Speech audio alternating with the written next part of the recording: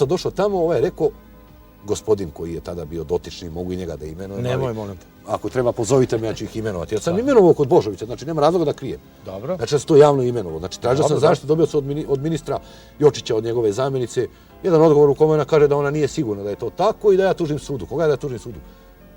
Policiju tužim sudu. Poveći mi vreme. I okej, ja sam uradio lažne dokumenta. Prva moja lažna dokumenta sam ja uradio. I došao sam za 100, rekao sam, izvinite, Ljuba nije, ja sam gore.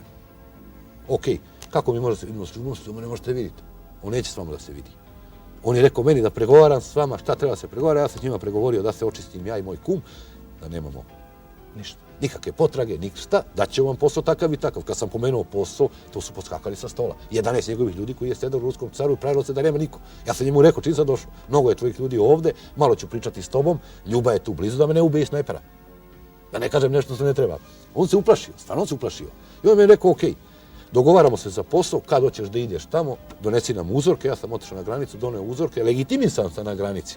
To nije slučajno. Znači, legitimisan sam na granici i upisan sam. Stigla mi je kazna. Oni su rekli da to neće nikada platiti. Međutim, platio je taj čovjek na čije sam se ime kretao ja. Ja sam bio s njim u kontaktu. On je platio. A obećano je da ne. Oni su sada bili u Inexu zgradi, državna služba. Prvo u Borbi, pa postoje u Inexu. Međutim, kad sam donosio uzorke, znači ja kad sam uzorke donosio, ja sam trebao da budem ubijen. To pričam, zato što je to istina. Su zaista izgledali kao original? Original, pa. Da. Znači imao sam pratnju do Beograda, otkačio sam pratnju nebitno kako, nisu uspjeli da me ubiju, saznao sam da je pratnja, sve sam saznao, imao sam krš, jedan Ford, ima tu slike, uspeo sam da ih pobegnem.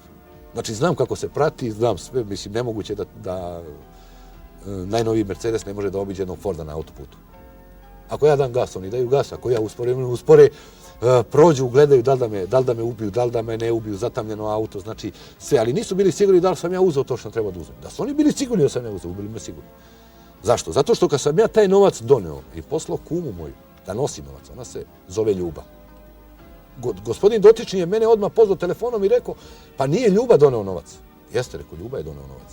To vam je Ljuba. Onda je on mene ponovo pozvao pa je rekao, ovo je original novac. Jer tako je. Pošalji Ljubu ovamo da je dam duplikat. Ja sam uzeo 6-7 novčanica serijskih brojeva istih. Znao sam ja za to. Onda sam im dao isti serijski broj novčanicu, ona je odnela tamo. A ponovo nije njega interesovala ni novčanica, niš njega interesovala Ljuba. Oni su Ljubi trebali zatvore usta. Kako? Mrtva usta nikad ne govore. A kome da govoriš? Zašto? Kome da govoriš? Zato što je država stojala iza štampanja novca. Ja sam malo pre rekao. Zašto? Da bi dalje vladali. Ajmo ovako. Koga bude interesovalo, pozvaćete da pričaš tamo, zna se gde to treba reći. Sad završimo ovako. Kako si došao u zatvor i zašto? U Mitrovicu? Znači, trebao sam biti... Ti dolaziš praktično maltene pravo iz zatvora. Ja sam trebao biti očišćen, znači nikada nemam zatvora, međutim, ostala je potencija, ja sam znao da ostala potencija. Imao sam svoje ljudi, supa, penzionisane ljude koji su meni stalno javljali i ja sam bio u bekstvu. Radio sam kao taksista, imao sam svoj autobus i dan danas imam autobus, radio sam sa autobusom po Rojacu, imam prkosio. Imao sam radio stanicu u taksiju, slušao sam kanal policije. Slušao sam šta oni rade, kako rade ovo ono. Znači, bolje njihovu strukturu znam nego oni. Čak me dobra muzika. Jedan visoki funkcioner jeste. Čak me jedan visoki funkcioner njihov zvao da sarađujem i dao mi ogromnu sumu para. Da dođem i da dajem savjete njegovim službenicima. Ja sam rekao, mogu da se vidim s tobom samim. Ne, on je u kafanu došao sa 50 indijanaca. Ja sam došao pola sata ranije i posmatrao. Oni su specifično tada nosili torbice na ramenu, jednome, razumete, tu je bio i pištolj da bi brzo reagovali. Ja sam ih sve snimio, ja sam njega pozvao na mobilni telefon, gledam ga u kafani kako sedi i kažem, gospodine, kad budeš sklonio svojih 50 indijanaca, jedan ti stoji tu, jedan ti stoji tu, jedan ti stoji tu, a ti sediš za tim i tim stolom, okrenut si tako i tako. On je počeo, njega glavom, on je počeo se okreći. Gde sam ja da ga vidim? Kaže da sam teo te ubio, ja bi te ubio. Nikad me nećeš u životu upoznat ni vidjeti. I otišao sam. Znači nisam hteo sarađuje. Onda su oni okrenuli, vidjeli su verovatno da sam ja takav kakav jesam, znači ne mogu da mi priđu, ne mogu da me nađu, nisam imao svoje stalno mesto gdje da sedim, jer kad imate kafanu ili restoran gdje vi stalno sedite kafić, laka ste mu meta. Ako živite u rođenoj kući, laka ste mu meta. Ako vi živite u kraju gdje vas niko ne zna, teško će da vas nađu. Pa mene su zaustavili pa mi kaže policajac, ja vas znam od nekog, znam da me znate, kupovali ste paradajz kod mene na pijaci i papriku, jes, kaže, u redu je. Eto kakva nam je policija, znači to je struktura naše policije. Dobro, ajde sad kaži, u stvari nije dobro, hoću kažem, nije dobro što tako. Nije dobro. Dobro, i kako došao u zatvor? U zatvor sam došao, uhapsio me čovjek koji je sa mnom bio na terenu. Znači čovjek koji je sa mnom podelio porciju hrane u hotelu u Surdulici. Jesi znao tada da je policajac? Jesam. Znao sam. Znači, on je sa mnom bio u kolima. Prvi put je trebao da me ubije, lično on. On je rekao, gospodine, kako ti ideš na put nenaoružan? Da se vidiš takvim ljudima. Ja sam rekao, imam srce u grudima. Pošteno srce. Znači, ja sve što radim pošteno. Ja nisam krenuo tamo nikog da ubijem. Čuo sam vas usput. To bi trebao nekome da ispričam. Kako su oni za tu operaciju bili nesposobni. Znači, ja sam mogao njih da pobijem tamo sve. Da moj čovjek ih pobije sve pri dolasku na granicu. U svih 6 auta. Naoružani do zuba. Jedan čovjek ih je mogao sve pobiti. Koliko su oni išli glupo na taj put, aj da kažem glupo, neorganizovano. I u zatvor, kako si došao? Uglavnom, on me priveo, pokušao je navodno da mi pomogne iz stanice policije, aj da ti pomogne. Ja sam to sve njima ispričao tamo, neki su se momci tamo, ja bih želeo, oni će vjerojatno gledati ovo, da ih pozove, znači momci su s Kosova došli policajci, oni su rekli, ako nekada ti bude trebala pomoć, dođi ovdje, mi ćemo stati iza tebe. Jer to neko da preživi, to je nemoguće, da ga ne ubiju. Znači, 7 godina su oni mene pokušali da ubiju. Čak od moje bivše supruge, vanbračne supruge su išli kući i lično su njoj pretili. Inspektor, ja mogu da ga imenujem. Rekao je, dete budemo vidjeli sa njim, ne bude li stao, ubićemo ga. A mene štiti državna bezbednost. Kako me štiti? Ko me štiti? Priveden sam u zatvor. Znači, odveden sam u zatvor. Šta, kako si osuđen na osnovu čega?